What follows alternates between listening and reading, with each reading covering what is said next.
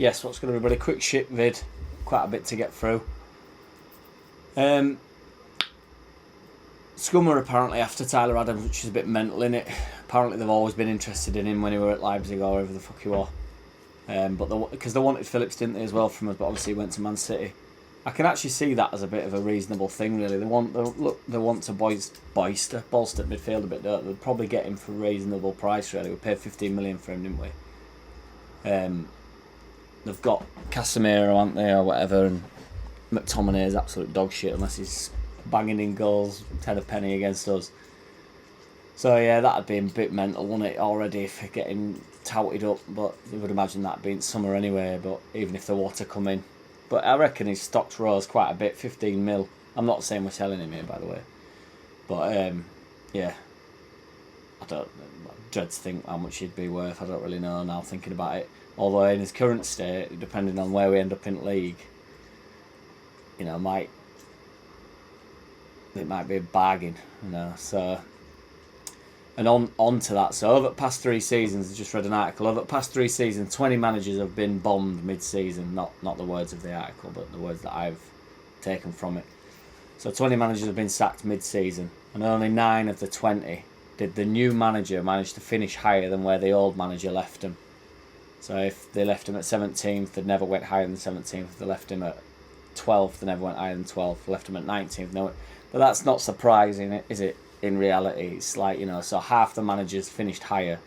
Well, I don't know what, 60% of the managers finished higher and 40% of the managers finished lower. No, 60% finished lower, 40% finished higher. Only 9 out of the 20 did the manager finish higher. So that's 40%, I think. But if not, somebody else can help me out. But regardless, that ain't surprising, regardless whether I can do the maths or not, because the teams that the manager getting sacked from are normally shit, aren't they? So if they leave them in an uncompromisable position, then they're going to be compromised throughout the whole season, aren't they? Which is a bit harrowing to say we are currently in the relegation zone. But obviously got Liverpool at weekend, which is just a bloodbath in the making, so it's harrowing viewing. Jeff Stelling, or Sterling, however you want to say his name, has been a total idiot, which doesn't surprise me. It's not only Kamara that doesn't know anything by it seems of it, Jeff. So, I mean, he just made him just Stelling. I thought he would doing one. I thought, you know, I'd got all emotional saying he was leaving Sky, and now he's like, I'm not leaving. He's like fucking Wolf of Wall Street, just less successful.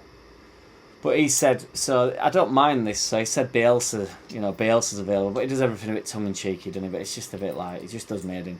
Because he said Bielsa, and then he said Sean Dyche. So you go from Bielsa, which is a slightly in the past, and back to the same way we've always played. Or Sean Dyche, which is like, right, fuck Europe, fuck travelling up the league, fuck everything, survival, you know, let's survive, even though Bielsa would I don't know where we'd still be with Bielsa, still in the Premier League, I believe, but,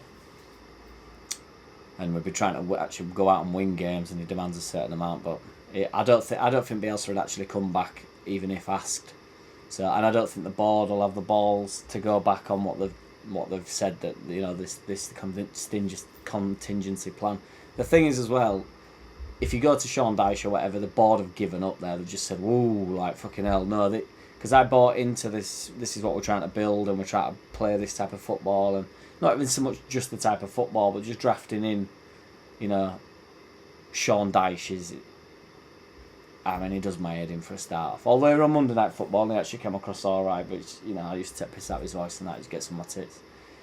And then Pochettino and Benitez have been mentioned, which isn't as bad as Zidane, but a bit more realistic than Zidane. I don't think Pochettino would come to us. He just rejected Aston Villa, didn't he? We're in a similar sort of spot, and they're the similar people that want to go further up the league. And Benitez is obviously pretty defensive minded, but I do actually like Benitez. But I won't mind. What's everybody saying on getting a big name in? Like, obviously, is it Unai Emery's just gone to Aston Villa and that?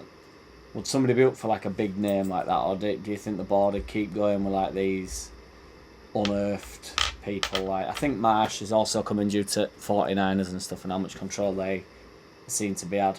I think that's why we went into American market for a lot of players, to be honest. I think it's this, they're trying to become a more of a global brand. The only way you do that is to keep progressing up the league, isn't it? So you can put whoever you want in charge.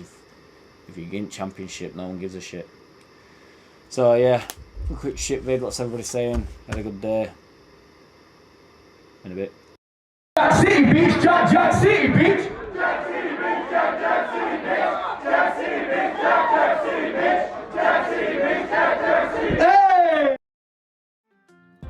I don't wanna play no games. No, I don't wanna play no games. No, I don't wanna hear your promises. You do you and I'll do me. That's just the way it is. Don't wanna ever feel surprised. That's why I ask no.